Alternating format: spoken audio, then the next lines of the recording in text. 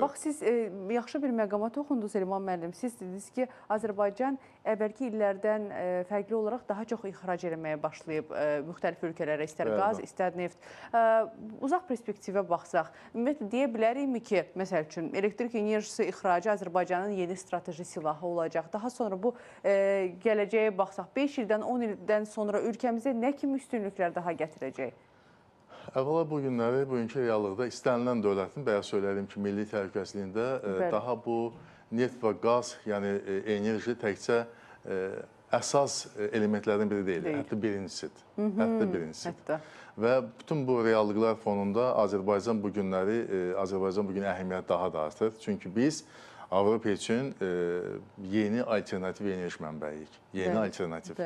Və bu nöqteyi nəzərdən bizə olan çox böyük ehtiyacı var.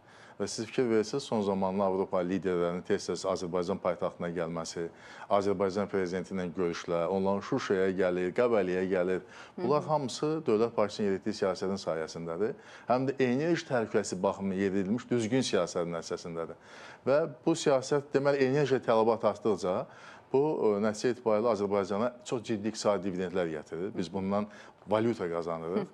Eyni zamanda bu ölkəmizin sosial rifahı baxımından çox əhəmiyyətlidir və Azərbaycana həm də etibarlı tərəfdaş kimi baxırlar. Biz istənilən müqaviləni imzaladıqdan sonra biz onun yerinə yetirməsinə bağlı bütün qüvvələrimizi səfərbər eləyirik. Yəni, etibarlı tərəfdaş olmaq çox mühüm məsələdir. Çünki bugünkü beynəlxalq siyasətdə yalan, palan, aldatmalar, öhdəliklərin yerinə yetirməmək, cürbəcür bəhanələr gətirmək geniş vüsət alıb.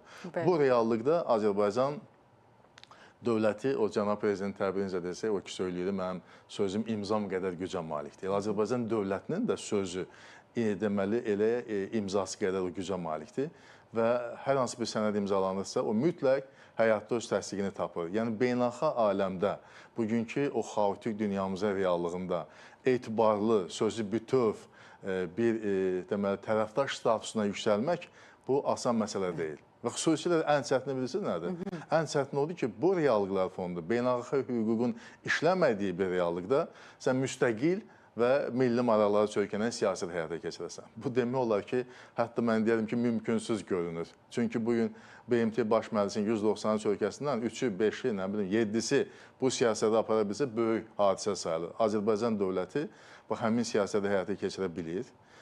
Müstəqil siyasət, hər hansı bir siyasət maraqlarımıza ziddirsə biz ona getmirik, həm də enerji təhlükəsizliyi nöqteyi nəzərdən və cənab prezidentin sözləri ki, ən rahatı bilirsiniz nədir? Ən rahatı böyük bir dövlətin qanadları arasına sığınıb, öz siyasətini aparmaq. Amma bu dünyada havaya heç nə yoxdur. Əgər bunu edirlərsə, əgər qanalları arasına alıblarsa, bil ki, bunun bədəli var. Bil ki, müəyyən kampaniyalara qoşacaqlar, müəyyən avantüraların iştirakçı etmək istəyəcəklər ki, bu da milli maraqlar və xalqın təhlükəsində ziddir. Yollara tabi olmalıdırlar buna. Onun havaya heç nə yoxdur. O Churchillin sözüdür, havaya olsa bəlkə tələyə qoyulan, istihanı tutmaq üçün tələyə qoyulan o ət parçası və ya pendir havaya ola bilər. Amma onu da dərindən ölçsən, qiymətləndirsə, onun da qiyməti var. Onun da qiyməti var. Ona görə də bizim siyasətimiz kiminsə o kanalları arasına sığınmaq yox. Biz çətin yolu seçdik, müstəqillik yolun, amma şərəfli yoldur. Bax, həmin yolunda müəllifi Ulu Öndər Heydər Əliyevdir və həmin yolu da bu günlər uğurla ölkə prezidenti Cənab İlham Əliyev həyata keçirir və eyni səbəbdən də beynəlxalq aləmdə Azərbaycan dövlətinə, onun ali siyasi rəhbərinə çox böyük etimad var.